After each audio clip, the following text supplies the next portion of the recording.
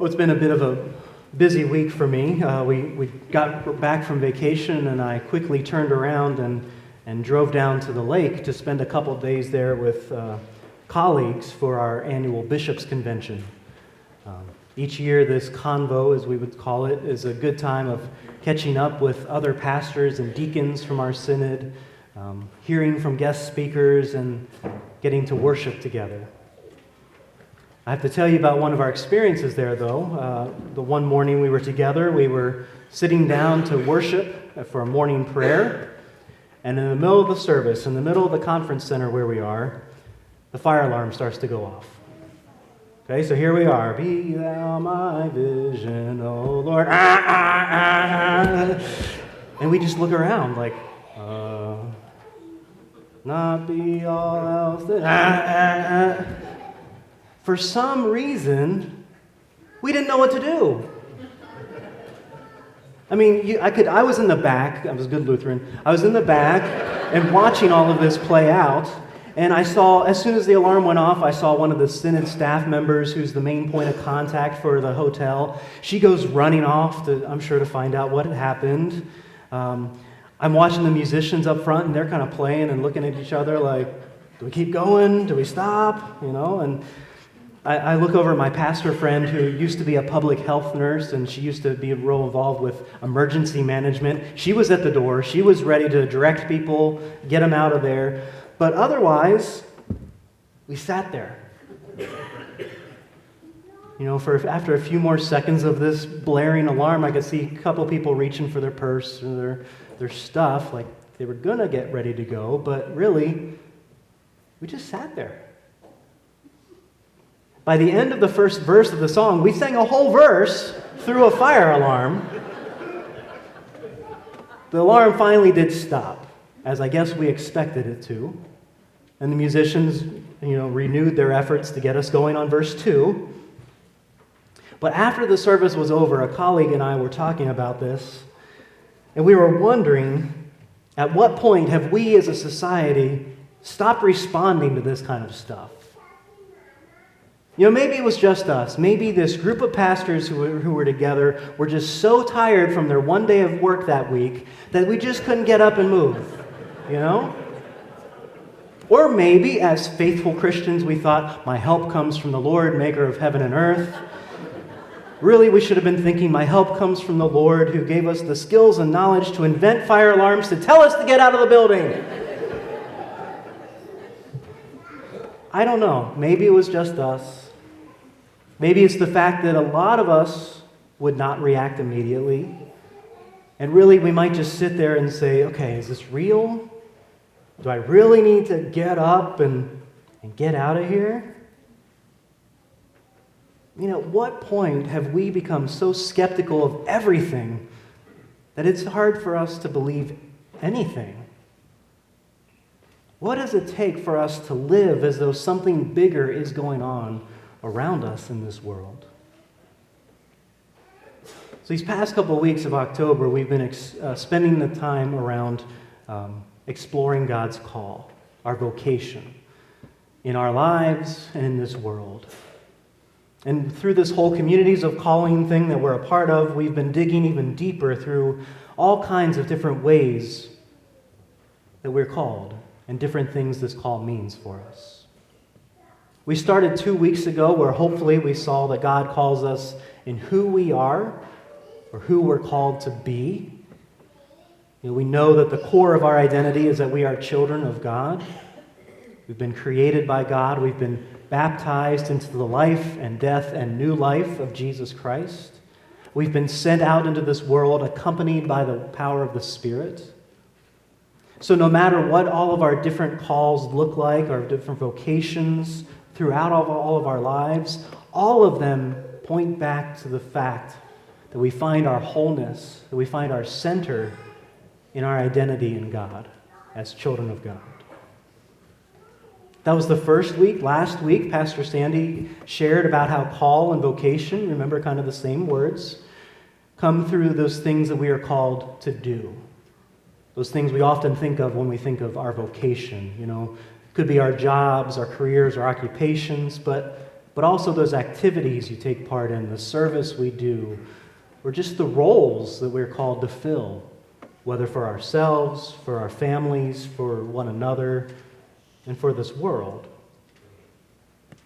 So we have those two ideas in front of us, and after hearing both those sides, if we can see ourselves as being called by God and who we are, our identity, and what we do, the question seems to be, what's left?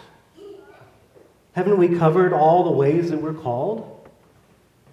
And I would say no. What's left is everything. And what I mean by everything is, well, everything. The rest of who you are, the way you act, the way you live. On one hand, that seems like the most obvious thing, right? We're Christians, we're children of God, we're followers of Christ. That's what we say, right? Everything that we say and do should be a witness to that love of God that we've been shown. But yet, on the other hand, I'd say for a lot of us, if not all of us, the way that we act when we're inside the walls of the church can be quite different from the way we act when we're outside the walls of the church. I know we've all seen it. I bet we've all done it. I see it all the time in how people, clean up their language when they're around me. Or the way a stranger will treat me before they know I'm a pastor and after they know I'm a pastor. Try this. Try walking into a bar in a suit and a collar and see how things change. Not that I've ever done that. And I'll confess too, in the difference between the way I act when I'm around you and when I'm not. I'm human too. But I see it in the way we talk when how we talk about treating others when we're in worship or Sunday school or Bible study, and then how we talk about others when we're on Facebook or when we're out to eat or when we don't think or don't remember that we're still in the presence of God. I've seen us dehumanize others when we don't agree with them, and that's really what politics seems to be anymore. In one breath, I hear us say that God loves everyone, but in the next breath, I hear how these people certainly aren't doing it right, though. And remember, I'm not pointing a finger. I'm saying all of us. All of us. We gossip, we curse, we slander, we spread hate and division, we point fingers, but then we'll come back together and sing, and they'll know we are Christians by our love, by our love. They'll know we're Christians. Right? And we wonder why God's message is becoming so irrelevant in the world around us, when that's what they see God's love to be. My friends, we are called not only in who and whose we are as children of this incredible and loving God, not only in the things we're called to do in this world, but also in every breath that we take.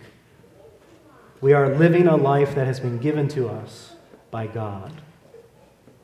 But with that comes challenge and work, because it takes intentionality and it takes a lot of letting go. It takes intentionality because we are broken and sinful human beings. We all are. And so because of that, our first inclination on anything we do is to react to what happens by falling back into those ways, sinful, individualistic ways of living.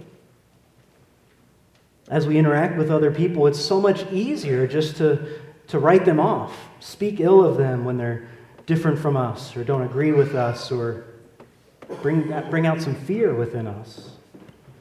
It takes thought and effort to listen to someone else, to care for them, to see them as having been created by the same God that's created us. It takes work. It takes an intentional effort and way of thinking and being to live in that way that shows God's love to everyone around us. I feel like we heard that in our readings this morning. Mary, while she was called to do something for God and take on that new role in who she was and in birthing the Son of God and becoming his mother, it was who she was. It was her way of living. She was chosen by God because of how she lived and the favor God found in her. That psalm we heard reminds us that God has known us before our very creation. And there is nothing about us that is unknown to God. There is nothing about us that is unknown to God. And then Jesus tells us in John's Gospel that as we abide in Him and His love and His abundance, our way, our life, our way of living becomes a reflection of who that God is. God is very intentional about our life, so can't we be the same? But then, like I said before, this way of living also takes a great deal of letting go. I was thinking about that fire alarm that we just sat through earlier this week. It made me think that, we don't like being told what to do. I wonder if that was it. I'm not going to leave this building until I see for myself some smoke or know for myself that I'm in danger. I'm not going to give someone else the time of day when they are obviously wrong and cannot see my way of thinking. I've gotten here to where I am today because of my hard work and my time and my energy. I'm not giving someone else a handout. I'm going to vote for this person because it's going to benefit me. Forget everyone else. Could you imagine if Jesus did not live like that with intentionality? You see him standing before Pilate, and Pilate says, "Are you the king of the Jews?" And Jesus says, "Nope, not me. You got the wrong guy. I was just hanging out with my friends. I don't know what you're talking about. I'm just going to go my way. Is that all right?" Thanks be to God, he did not do that. Because truly, God calls us to something bigger and greater, something outside of ourselves, all the time in this world. Who we are called to be, what we are called to do, and how we are called to live are all meant to make this world a better place. It's a call that is meant to make us better people. And it's a call that helps us to experience God's love and forgiveness and wholeness each and every moment of our lives. Thanks be to God. Amen.